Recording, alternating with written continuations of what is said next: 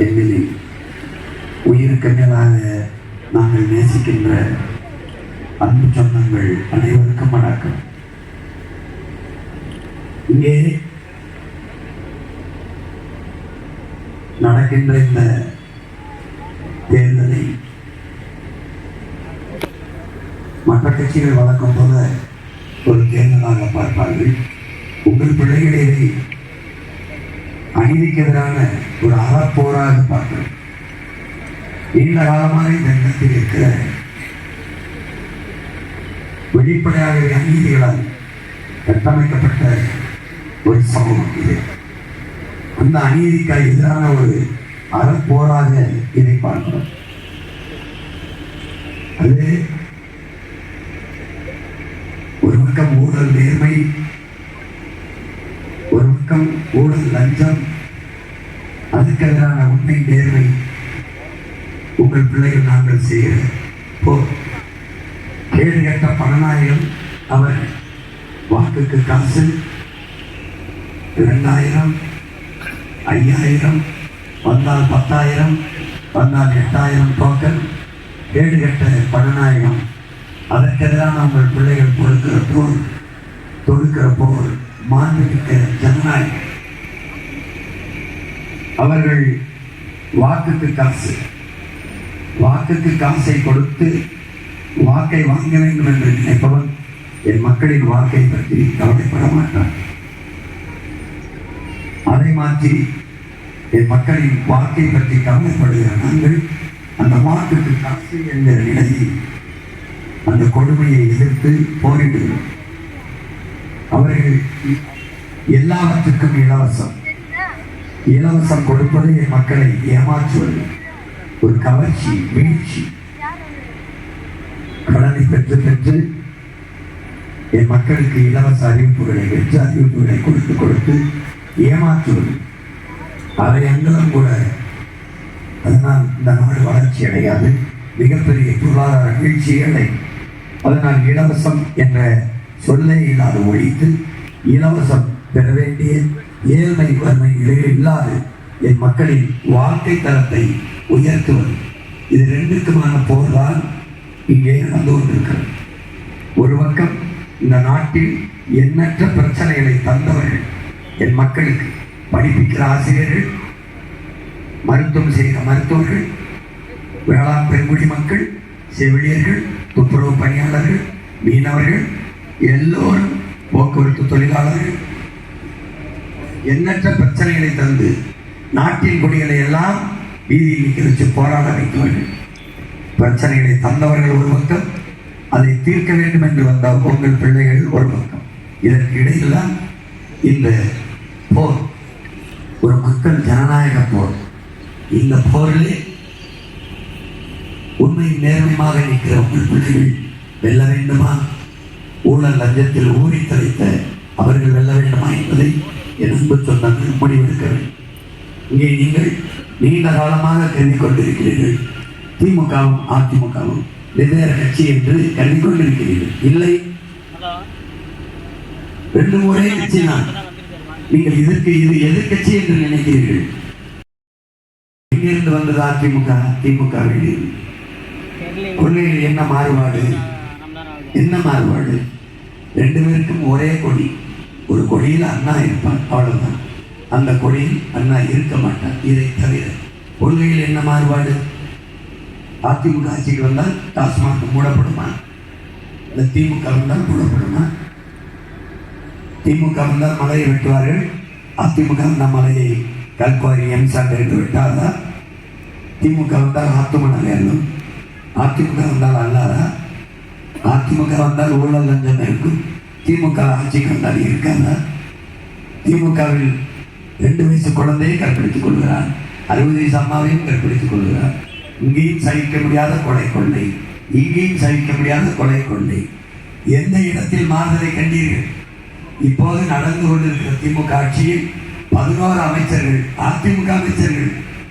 முன்னாடி அதிமுகவில் அமைச்சராக இருந்தவர்கள் இங்கே அதிமுகவிலிருந்து முதலமைச்சர்கள். கே. சார், தம்பி செந்தில் பாலாஜி, ஐயா முத்துசாமி, காந்தி, பெரும்பாலானவர்கள் அதிமுக ஐயா ராஜகண்ணப்பன், எத்தனை பேர் சொல்லலாம், சேகர் பாபு, அங்கேயும் அமைச்சராக இருப்பார்கள், இங்கேயும் அமைச்சார்கள். காரணம் ஒரே கட்சி. அவர்களும் ஓட்டு காசு கொடுப்பார்கள், இவர்களும் ஓட்டு காசு கொடுப்பார்கள். இவர்களும் கூட்டத்துக்கு 200-300 கோடி வந்து லாரி குட்டியான நிலையத்துக்கு இறக்குவார்கள். இவர்களும் கூட்டத்துக்கு 6 கோடி தான் இருப்பார்கள். இவரும் குவாட்டு பிரியாணி கொடுப்பார்கள், அவர்களும் குவாட்டு பிரியாணி கொடுப்பார்கள். என்ன மாறுபாடு கேட்டீர்கள்? ஒன்றும் கிடையாது. இந்த 2 பேருக்கும் மாற்றி மாற்றி போட்ட ஓட்டை போடாமல் ஒரு கோட்டை போட்டு வீட்டிலே படுத்தணும். ஒன்றும் மாற போகிறதில்ல, ஒரு இடமும் மாற போகிறது. எத்தனை ஆண்டுகளா நீங்க இந்த கொடுமையை அனுபவிக்கிறீங்க? எப்போதுதான் இதை மாற்றணும்னு என்ன பாலை காய்ச்சி வைக்கும்போது சூடா வச்சுட்டீங்கன்னு நினைக்கிறேன். அது வாயை வச்சு சுட்டுச்சுன்னா மறுபடியும் வாழ்நாளே வெள்ளை இலை பார்த்தாலும் கிட்டாத பூனைக்கு கூட சூடாச்சு சுட்டுச்சுன்னா கிட்டாத. 60 வருஷமா போடுறீங்க, மாறி 2 பேருக்கும் போட்டீங்க. என்ன நடந்திருக்கு? போன தடவை ஐயா ஸ்டாலின் மகளிருக்கு 1000 சரி, இந்த முறை வரும்போது 2000. அது என்ன ஐயா ஸ்டாலின் 1000 கொடுத்துட்டாரு. அதனால ஐயா எடப்பாடி நான் தான் 2000 தரேன்ட்டாங்க. உடனே அவர் வந்து நானும் 2000 தரேன்ட்டாங்க. அடுத்து புதுசாக வந்து நான் 2500 தரேன்ட்டாங்க. நாங்க எங்கிருந்து உங்க பரம்பரை சொத்தெடுத்தா, உங்க அப்பா சொத்தை விட்டா, இல்லை எங்க அப்பா நான் சொத்தெடுத்து காசு எடுத்து எங்க எடுத்து என்ன நீ கண்ண மகாராஜா பரம்பரை உன் பரம்பரை சொத்தெடுத்து விடுவ மிக்சி கிரைண்டரு ஃப்ரிட்ஜு எங்கிருந்து எடுப்பேன்? காசை எங்கிருந்து எடுப்பேன்? எங்கிருந்து 10,000 வங்கி கணக்கில் போடுற, 8,000 டோக்கன் கொடுக்குற, 5,000 போட்ட, எங்கிருந்து எடுத்த? ஏது காசு எங்ககிட்ட இருந்தா எடுத்த? எப்படி? அத்தியாவசிய பயன்பாடா இருக்கு, அடிப்படை பயன்பாடா இருக்கு, தவிர்க்க முடியாத பயன்பாடா இருக்கு. மின்சாரம் கட்டணத்தை ஏற்றிட்டேன் 3 முறை. சொத்து வரி தவிர்க்க முடியல, பல மடங்கு வரி ஏற்றிட்டீங்க. கட்டட வாடகை கூடிடுச்சு, வீட்டு வாடகை கூடிடுச்சு, கடை வாடகை கூடிடுச்சு. பத்திரப்பதிவு பல மடங்கு கட்டணத்தை உயர்த்திட்டேன். தவிர்க்க முடியாதது எது இருக்கோ அதிலெல்லாம் கூடுதலாக பல மடங்கு வரியை விதித்து எடுத்து இலவசம் 10 லட்சம் கோடி கடன். இவ்வளவு வருவாய் வருதில்லை? 50,000 கோடிக்கு சாராயம் விற்கிறீங்க. ஒரு எதுக்கு 10 லட்சம் கோடி? இந்த ஐயா ஸ்டாலின் ஐயா ஆட்சிக்கு வந்ததிலிருந்து மட்டும் 4.5 லட்சம் கோடிகள் கடன் பெற்றுள்ளார். இந்த கடனை பெற்று நிறைவேற்றிய இந்த கூட்டத்தில் இருப்பவர்களாக பேச்சை கேட்பவர்கள் திராவிட முன்னேற்ற கழகத்தில் அல்லது அதிமுக ஆட்சியிலும் கடன் பெற்றிருக்கிறார்கள். இவர்கள் யாராவது இந்த கடனை பெற்று இந்த நலத்திட்டத்தை நிறைவேற்றணும். ஒன்று, தனியார் முதலாளிட்டு போய் படுக்கணும். அந்த முதலாளி தரமா வச்சிருக்கான் மருத்துவமனையை, தரமா கொடுக்குறான் மருத்துவத்தை. இவர்கள் நடத்துகிற அரசு அரசாங்கம் தரமற்று இருக்கு. ஏன் 70 நாள் கழிச்சு போன உயிர் அரசு மருத்துவமனைக்கு போனால் 7 நாள் போயிருக்கும். அதனால அங்கே போய் படுக்கணும். அப்போ அந்த மருத்துவமனை யாருக்காக? அதுக்கு ஒதுக்குற ஆண்டுதோறும் 4,000-5,000 கோடி. போன ஆண்டு மட்டும் 22,000 கோடி ஒதுக்கிருக்கு. அரசு மருத்துவமனைக்கு 25 2022 நிதி நிலையத்தில் 22,500 கோடி ஒதுக்கி. முதல்ல 18,000, அப்புறம் 19,500, அப்புறம் 20,000, அப்புறம் 22,500. இந்த பட்ஜெட்ல ஆயிரக்கணக்கான கோடி உயர்ந்ததை விட தவிர மருத்துவத்தின் நிலைமைகளுக்கு ஏன் அரசை நடத்துவதற்கே அரசு மருத்துவமனை மீது நம்பிக்கை. எந்த அமைச்சர் மகன் அரசு பள்ளிகள் உள்ளபடியா, எந்த எம்எல்ஏ, எந்த எம்பி மகன், எந்த கவுன்சிலர் மகன் வருந்தபடி ஏன் தரணுங்க? ஏன் தரணுங்க? தரங்கற்ற கையில் அரசுக்கு. அதனால இதெல்லாம் அரசாங்கத்துக்கு தரணும். ஒரு நாட்டு குடிகளுக்கு தவிச்ச வாங்கி தண்ணி கொடுக்க முடியாத அரசாங்கம் நீ என்ன சொல்ல? திட்டும் போதே கூறலாம். அவன் ஒரு மனுஷன் பேசிக்க, தவிச்ச வாய்க்கு தண்ணி கொடுக்க மாட்டான். அவன்கிட்ட போய் பேசிக்க வாங்கி கொடுல. இவன் தவிச்ச வாய்க்கு தண்ணி கொடுக்க மாட்டான். காசு கொடுத்தா அப்பளோ கிண்ணே மலர்னு முதலாளிட்ட வாங்கி குடிக்கான். சரி, நீ குடிக்கிற போத்தரத்தை குடிக்கிற, அது தண்ணியா தெரியுமா அவனுக்கு? நீ குடிக்கிற தகுதியை ஏற்பட்டிருக்கா? குடிக்கிற தரத்தில் அந்த தண்ணி இருக்கா? யாருக்கு தெரியும்? தரச்சான்றிதழ் கொடுத்தவங்க குடிக்கிற திறனில், குடிக்கிற தன்மையில் இருக்குதுன்னு யார் உறுதி தருவான்? அது தண்ணியை குடிக்கிற, விஷம் குடிக்க யாருக்கு தெரியும்? உண்மை. ஒரு முதலாளிக்கு என்ன நேர்த்திக்கடனா உனக்கு நல்ல தூய குடிநீரை கொடுக்கணும்னு முதலாளி சேவைக்கு வருவானா லாப தேவைக்கு வருவானா? இந்த அடிப்படை சிந்தனை மனித கணக்கிலே செய்ய முடியாது.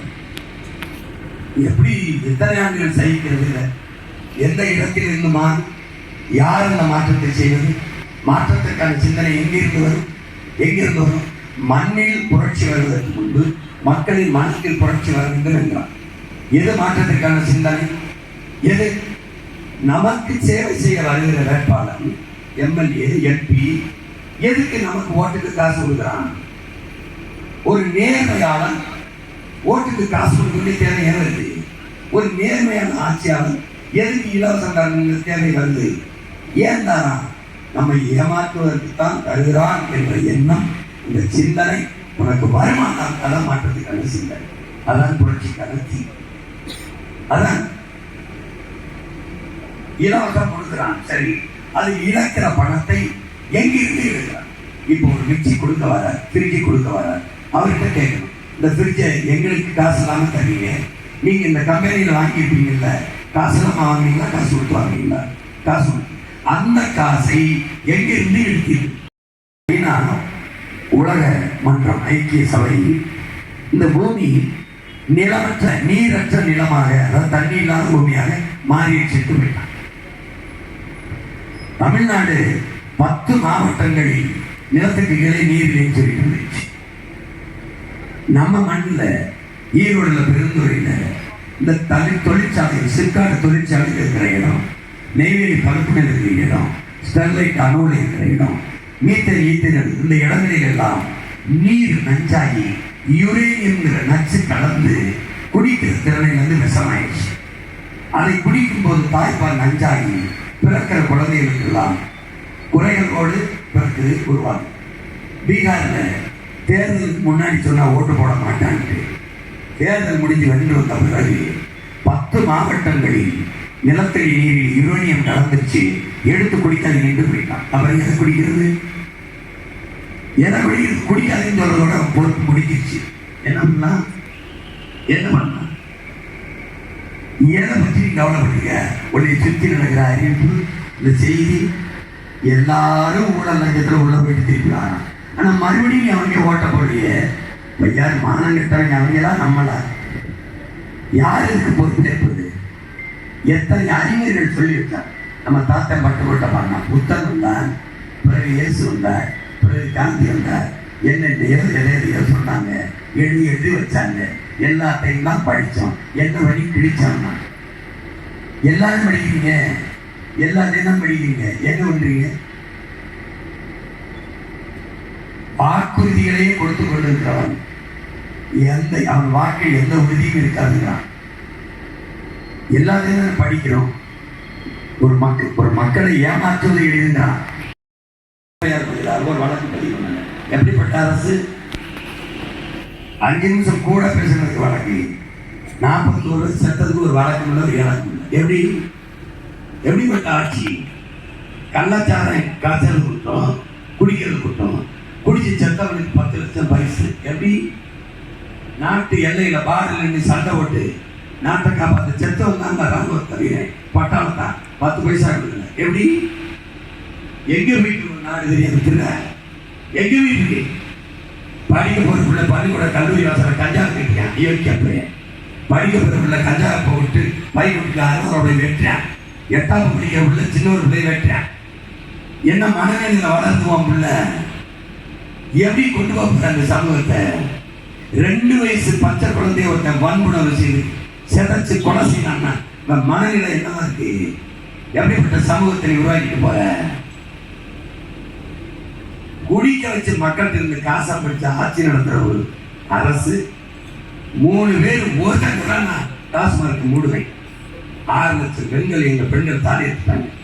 நீ எதுக்கு தாலிக்கு தங்கம் கொடுக்குற? குடிக்க வச்சு யாருக்கு தண்ணி? எதுக்கு தாலி எடுத்துட முடியுது? அப்புறம் இந்த பெண்களுக்கு 1000-2000 கொடுத்துட முடியுது. எவ்வளவுதான்?